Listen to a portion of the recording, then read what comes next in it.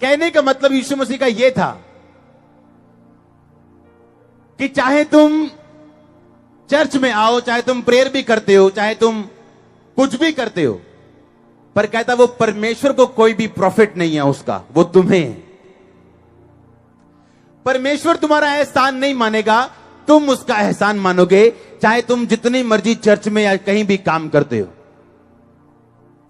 परमेश्वर यीशु मसीह ने कहा, क्या कहा?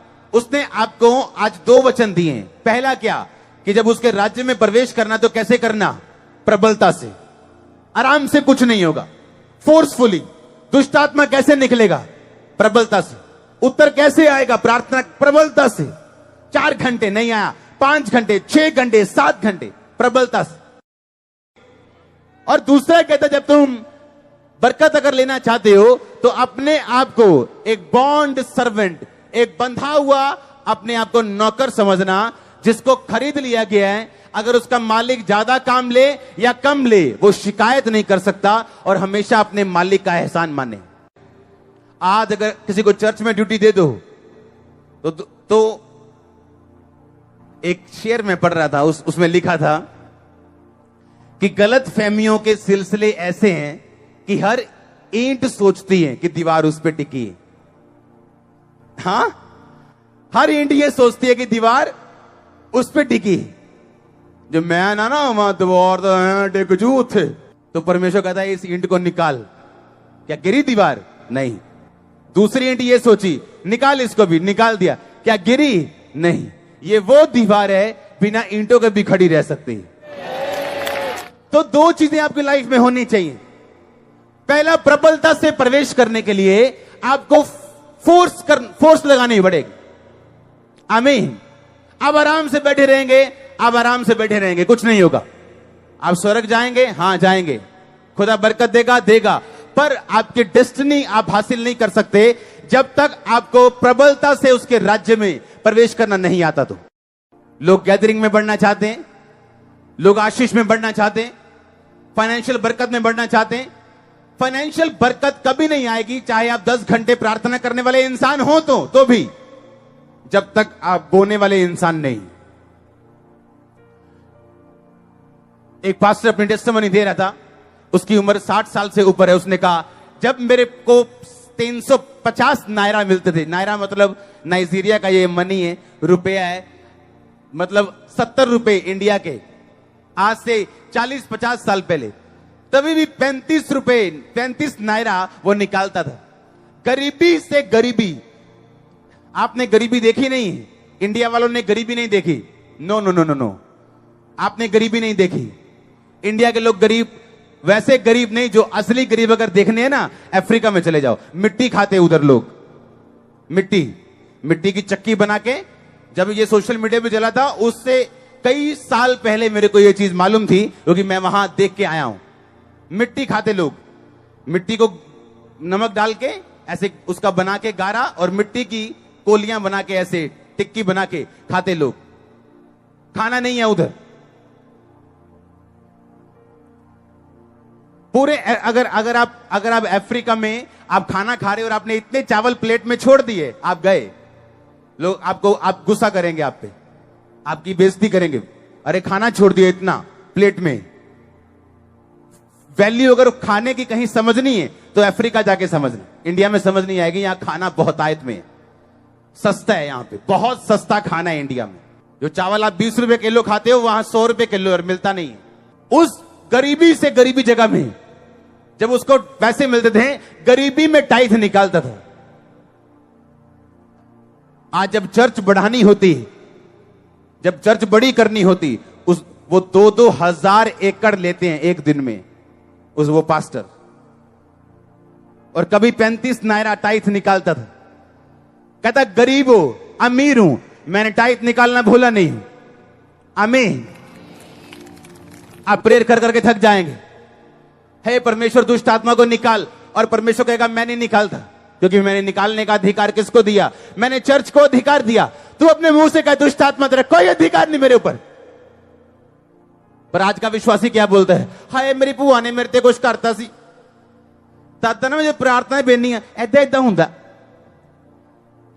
आप इतना दुष्ट आत्मा को स्वीकार करते हो, इतना दुष्ट आत्मा करते हो, वो जाना चाहता है पर जा नहीं पाता आपके अपने शब्दों के कारण।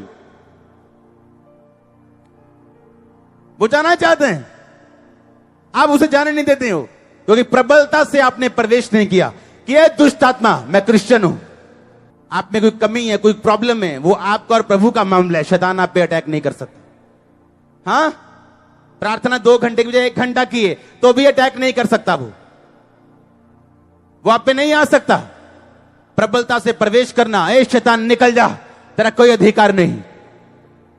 मेरे अंदर परमेश्वर का आत्मा है, कभी वापस नहीं आएगा। वो अपनी खेल को खुद बंद कर सकते हो,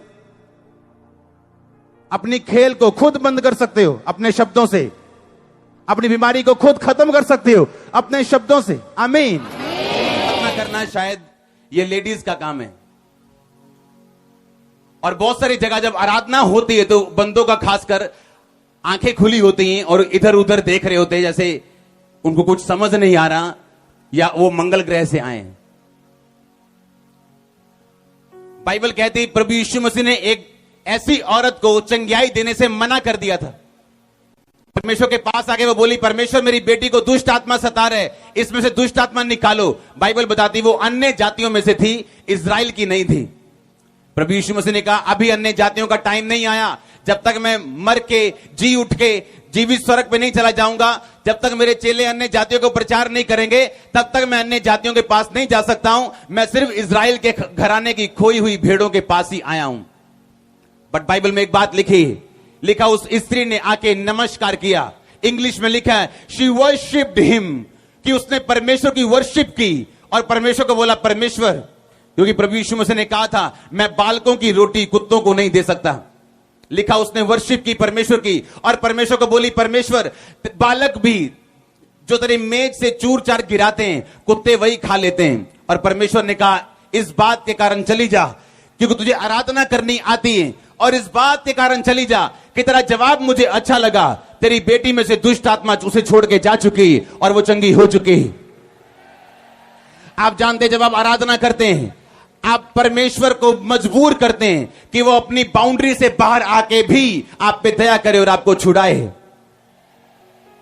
इसीलिए अय्यूब की पत्नी ने कहा था जब अय्यूब पे परीक्षा आई कि अब परमेश्वर को श्रापित कर, अगर मरता है तो मर जा।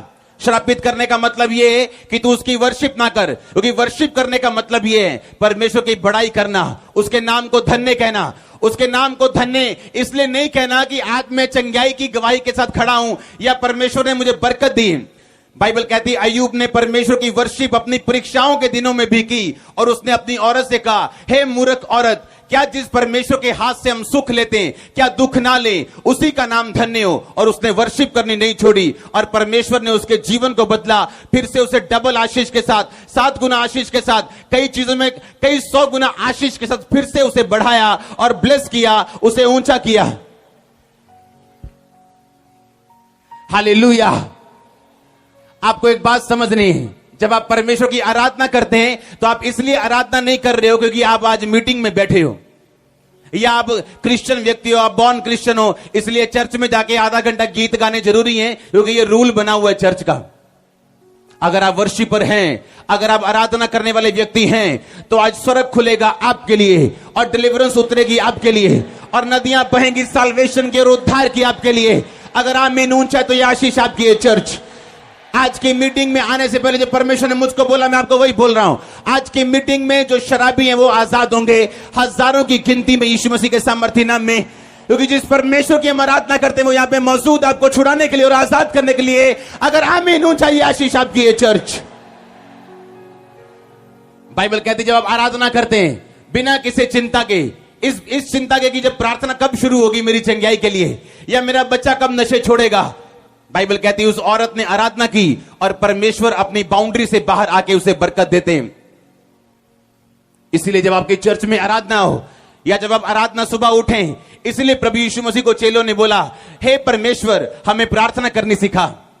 और यीशु मसीह ने कहा प्रार्थना करनी सीखनी है तो बोलो हे हमारे पिता जो तू जो आसमान में, तेरा नाम पाक माना जाए, तेरा राज्य आए, जैसे तेरी मर्जी आसमान में पूरी होती है धरती पर हो। लोगों को लगता है ये प्रार्थना है, और वो अपने अपने मन में ऐसी प्रार्थना करते जैसे परमेश्वर ने सिखाया।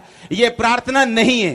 क्या आपको लगता है कि जब प्रभु यीशु मसीह ने अपने चेलों को बोला था गतसमनी बाग में कि यहां खड़े रहो, बैठे रहो और प्रार्थना करो, तब तक मैं भी प्रार्थना करता हूं? और बाइबल कहती है जब प्रभु यीशु मसीह वापस आए तो सब चेले सो रहे थे।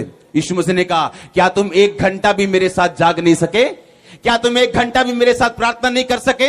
अगर परमेश्वर खुद कम से कम 1 घंटा प्रार्थना करने के लिए कहते हैं तो वो आपको 30 सेकंड की प्रार्थना नहीं सिखाएगा। हे हमारे बाप तू जो आसमान में है, ये 30 सेकंड की प्रार्थना करना वो आपको नहीं सिखाएगा। ये प्रार्थना नहीं थी, ये लाइफ स्टाइल था कि जब तुम प्रार्थना करने के लिए बैठो तो अपनी राशन लिस्ट बाद में निकालो, पहले परमेश्वर की आराधना करो कि हे हमारे पिता तू जो आसमान में है, तेरा नाम पाक माना जाए, तेरा राज्य आए। ये वर्शिप है कि वर्शिप से शुरू करो। जब परमेश्वर के सामने जाओ तो आराधना से शुरू करो। आराधना दिल बदल देती है परमेश्वर का, उसकी मर्जी बदल देती है आपके लिए, उसे दयावान बनाती है आपके लिए।